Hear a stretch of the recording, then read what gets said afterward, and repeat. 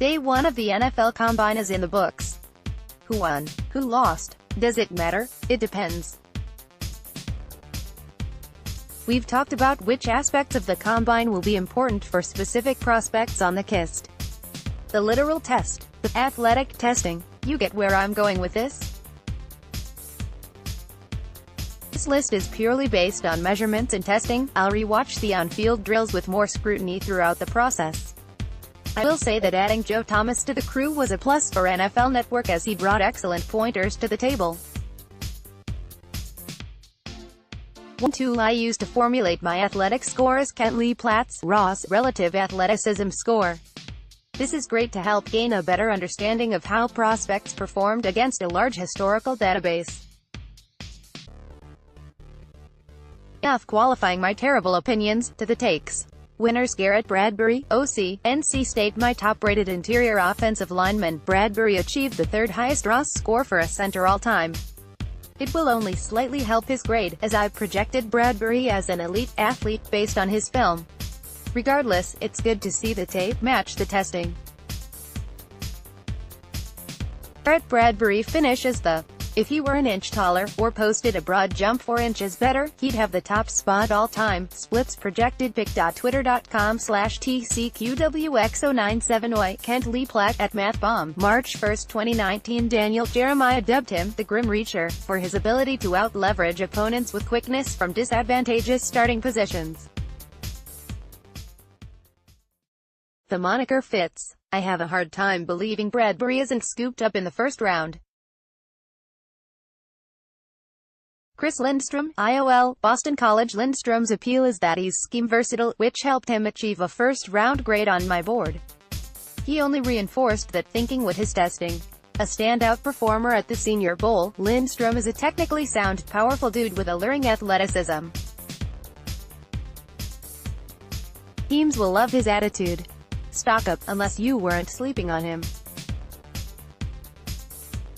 Caleb McGarry, OT, Washington. McGarry has one of the most interesting backstories of any prospect in the draft and made himself an even more intriguing option with his 40-yard dash and explosive jumps.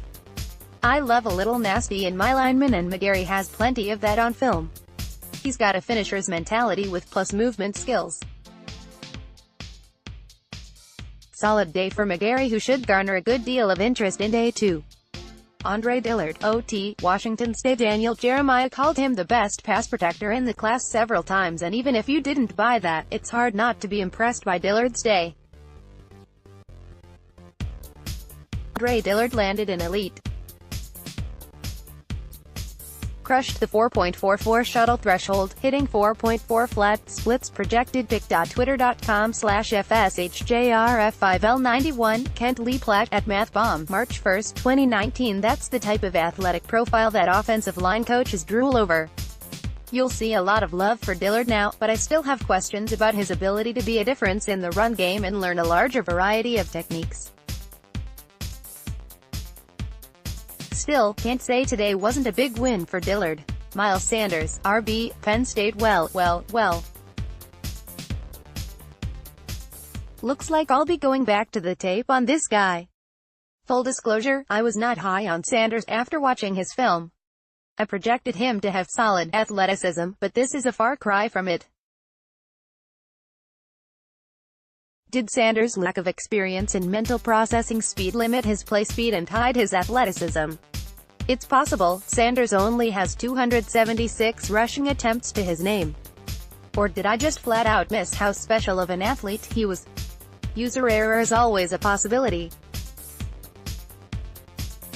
The important part is that we get to the bottom of this riddle before the draft. Be correct, not right. Justice Hill, RB, Oklahoma State. I'd yet to do a formal evaluation on Hill, but from what I'd seen I expected him to be a plus athlete. To say I expected him to test this well would be a reach. That's some doggone impressive explosion shown throughout his 40-yard dash and his jumps. Hill is a smaller back who can change direction and chain cuts together extremely well. I'm looking forward to digging into his game. Losers: Elijah Holyfield, RB, Georgia. Boy oh boy, it's tough to have a rougher day than Holyfield.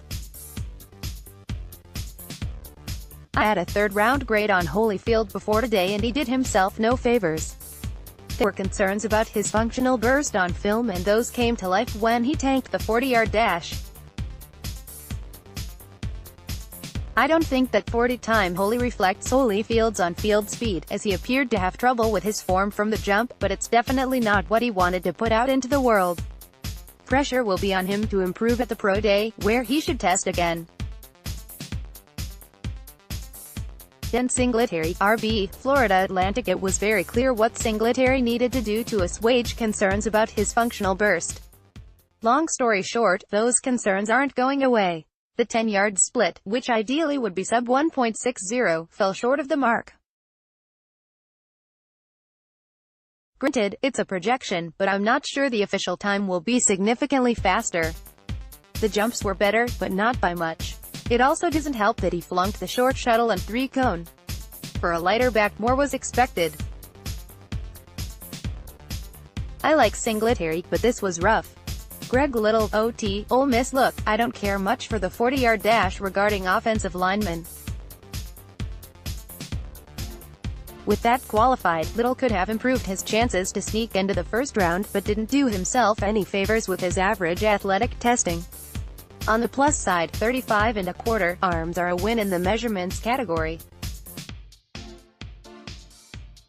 Little is a polarizing prospect and it looks like that will continue to be the case.